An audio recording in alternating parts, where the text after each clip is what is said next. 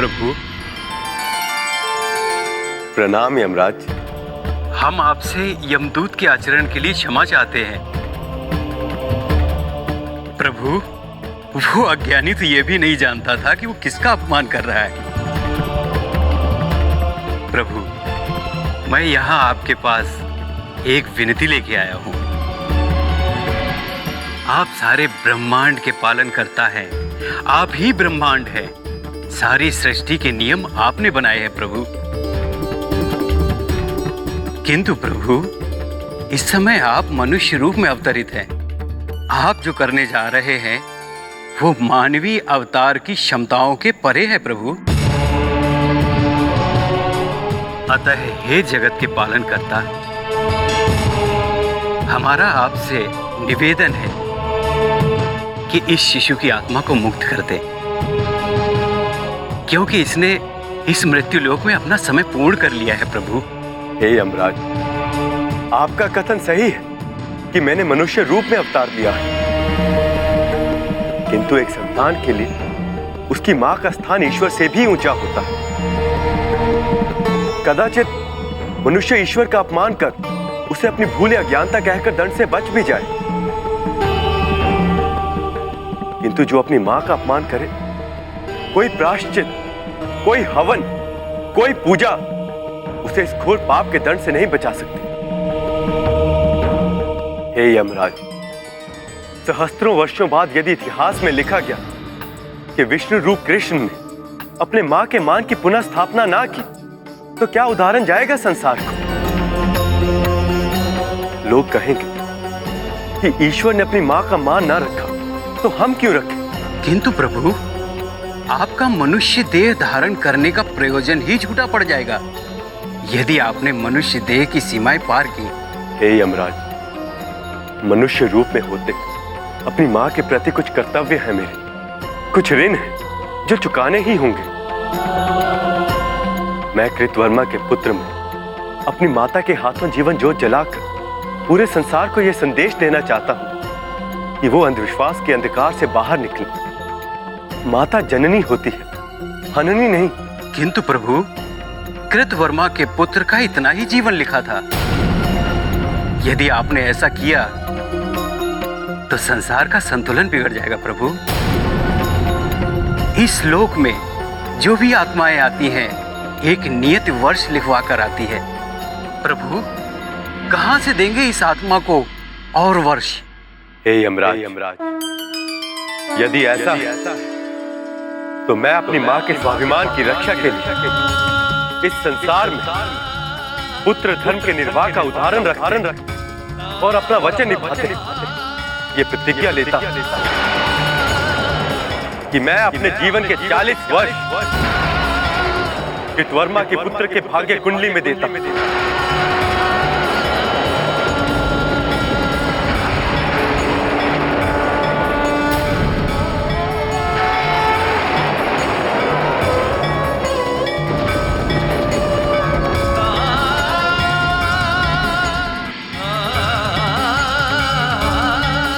धन्य है प्रभु,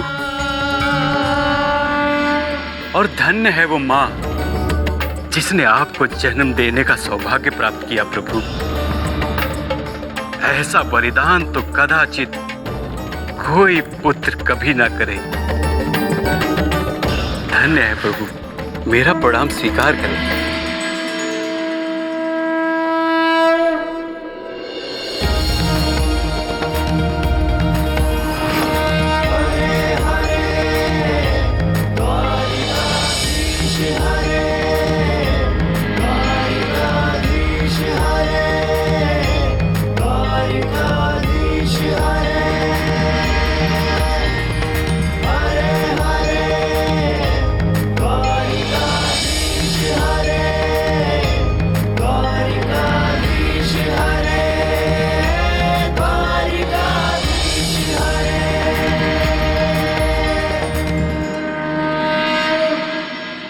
माँ, आप शिशु को गोद में ले लीजिए। हाँ माँ, कान्हा के वचन पे विश्वास रखिए और उठाइए इस शिशु को अपनी गोद में।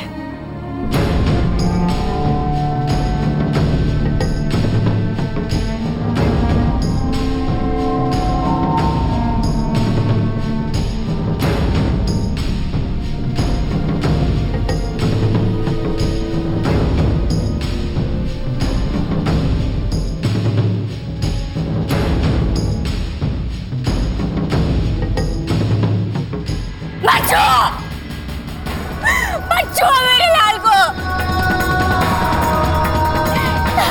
मत छुओ, मैंने कहा मत छुओ, रोको इसे।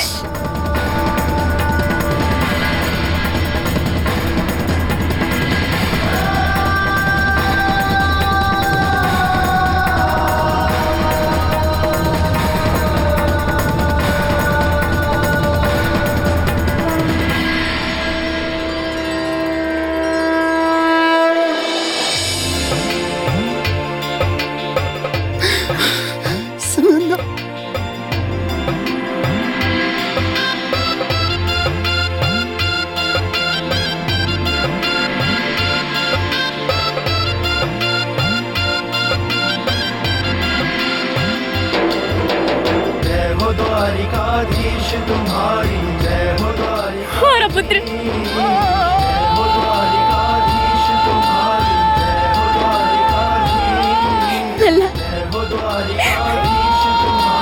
जय हो, द्वारिकाधीश जय हो, द्वारिकाधीश तुम्हारी जय हो। क्षमा करें माता श्री, क्षमा करें हमें।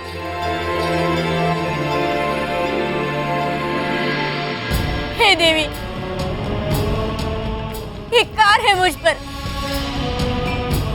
आवेश में आकर न जाने क्या कुछ कह गई आपको।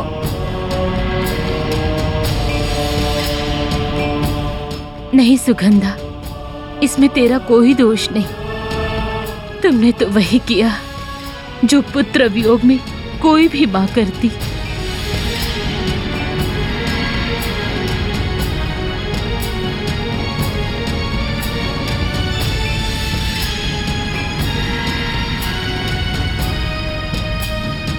देवकी माता की जय, देवकी माता की जय, देवकी माता की जय, द्वारकाधीश की जय, द्वारकाधीश की जय,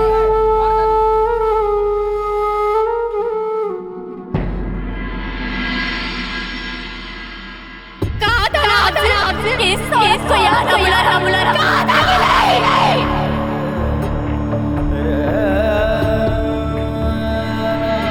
छह बच्चों खाकर तेरा पेट नहीं भरा, मेरा लड़का आ गई।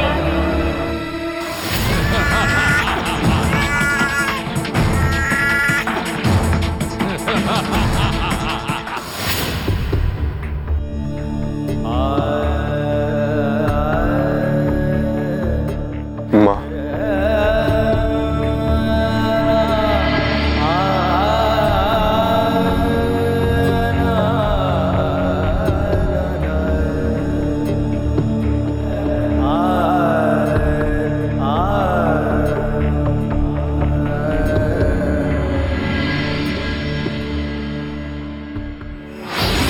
माँ,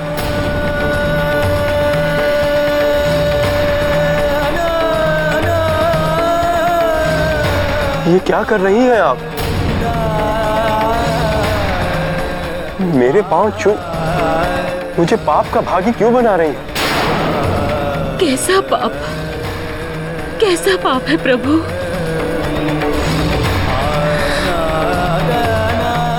आज जान गए हम, जिसने मेरी कोख की शोभा बढ़ाई है वो कोई साधारण मनुष्य नहीं, ये द्वारकाधीश नहीं, जगदीश है, अब परमेश्वर है जो धरती पर अवतारित हुए हैं। आज से पहले लोग आपको देवाधिदेव कहते थे तो यही लगता था कि उनकी श्रद्धा मात्र है, आपके कर्मों की महानता है।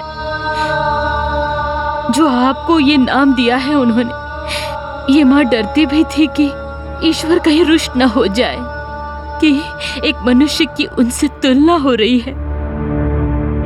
पर आज मैंने जाना वो सारे मनुष्य ज्ञानी थे जो पहचान गए आपको, और मैं ऐसी अज्ञानी जिसे आपने अपनी माँ कहलाने का मुझे मान दिया है, और तब भी ना पहचान पाई आपको। ऐसा ना कहें।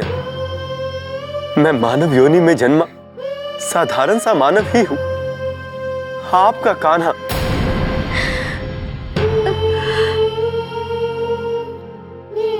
ईश्वर तो कभी झूठ नहीं कहते, तो ये कैसी माया दिखा रहे हो परमेश्वर? जन्म मृत्यु के निर्माण का अधिकार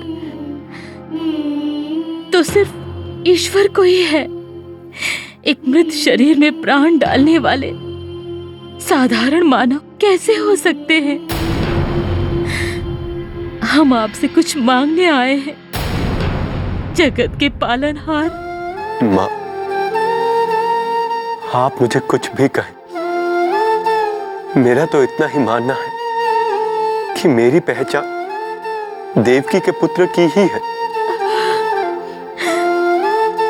मां मांगे और पुत्र ना दे, आदेश कीजिए मां। हे जगदीश, हमने अपने 6 बेटों को खोया है। हमें बहन मानने वाले कंस ने अपने ही भांजों का निर्ममता से वध कर दिया था।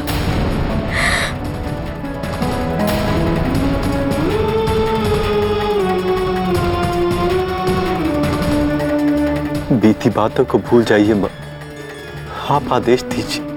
क्या कर सकता हूं मैं आपके लिए? हे सृष्टि निर्माता, हम आपसे ये मांगते हैं कि जैसे आपने कृतवर्मा के पुत्र को जीवन दान दिया है, वैसे ही इस माता को भी उसके 6 पुत्र लौटा दीजिए और उन्हें भी जीवित कर दीजिए।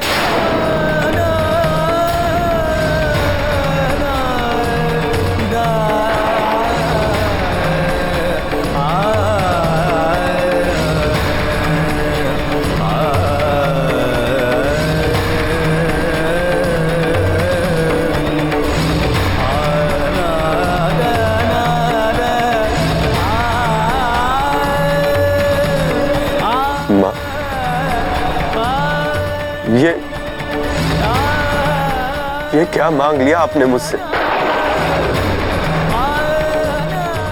मेरे लिए बहुत लज्जा की बात है कि आप मुझसे कुछ मांगे और मैं आपको दे ना पाऊं। पर मां, ये मेरी क्षमता से बाहर की बात है।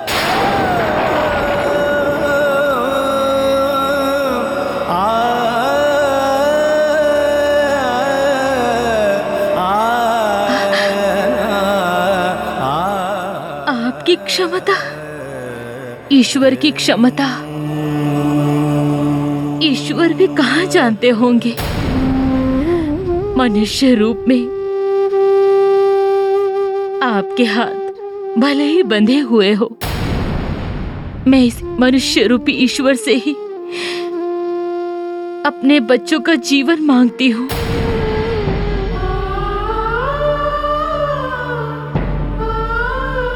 मां, आप मुझसे कुछ और मांग लें, संपूर्ण धरती पर आपके नाम का ध्वज गाड़ सकता हूं। संसार के सब सुख आपके चरणों में रख सकता हूं।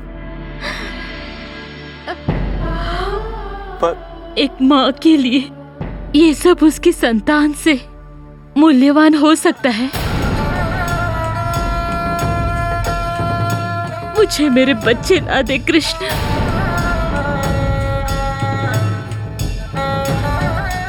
मां, मुझे क्षमा करें। जो एक पुत्र अपनी मां की इच्छा पूर्ण न कर पाया, पर यह संभव नहीं है मां।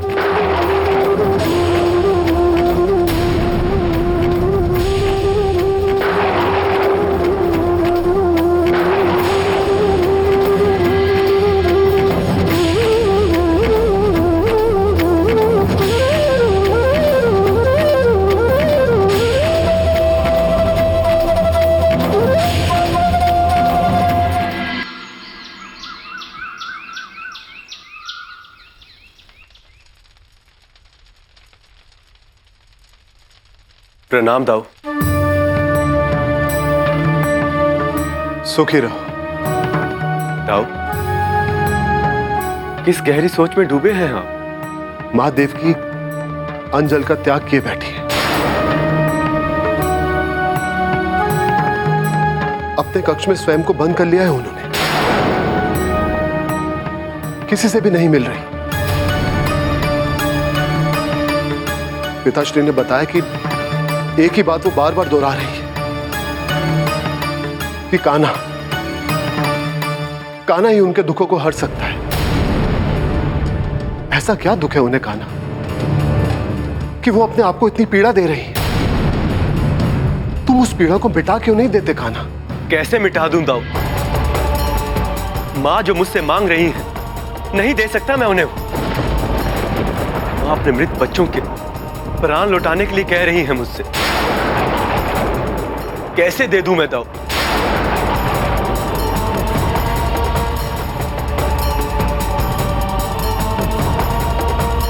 हम मानते हैं कान्हा कि आत्मा के एक बार परलोक सिधार जाने के पश्चात उसे ब्रह्मा जी की आज्ञा और सृष्टि का चलाया हुआ चक्र उसे पुनः उसी शरीर पे धरती पर नहीं लाया जा सकता। किंतु यहां प्रश्न हमारी माता का है, प्रश्न हमारे पुत्र धर्म का है, और हम अपनी मां को ऐसे संताप में नहीं देख सकते कान्हा। तुम्हें कुछ ना कुछ तो करना होगा। यहां कुछ करने से कुछ भी नहीं होगा। मां मात्र उन 6 आत्माओं को अपने मृत बच्चों के शरीर में देखना चाहती है। इससे कम उन्हें कुछ स्वीकार नहीं होगा, और मेरे लिए यह करना असंभव है दाऊ। तो क्या संभव होगा कान्हा? अपनी माता को पीड़ा में देखना संभव होगा? माता अपने प्राण त्याग दे, क्या यही देखना संभव होगा तुम्हारे लिए?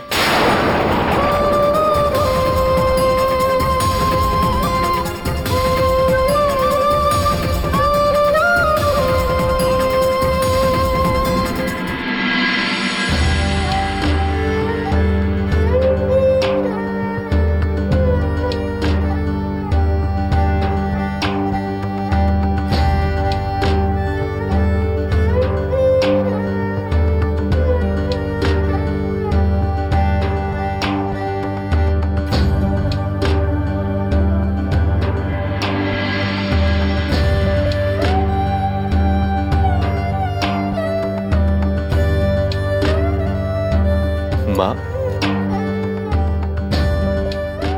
माँ, माँ, मैं आपकी पीड़ा समझता हूं, किंतु आप भी मेरी विवशता समझिए। आपके पुत्र के हाथ बंधे हैं माँ। जिस तरह से किसी घर में रहने से उस घर के नियमों का पालन करना अनिवार्य होता है, उसी तरह सृष्टि में रहते हुए भी यहां के नियम मानने ही होंगे। जो इस धरती से जा चुका है वो कभी उसी शरीर रूप में दोबारा नहीं आ सकता। ठीक है कान्हा, तुम अपने नियमों में बंधे रहो, हम अपनी ममता में बंधे रहेंगे। ईश्वर के बनाए नियम है ना, टूट नहीं सकते हैं।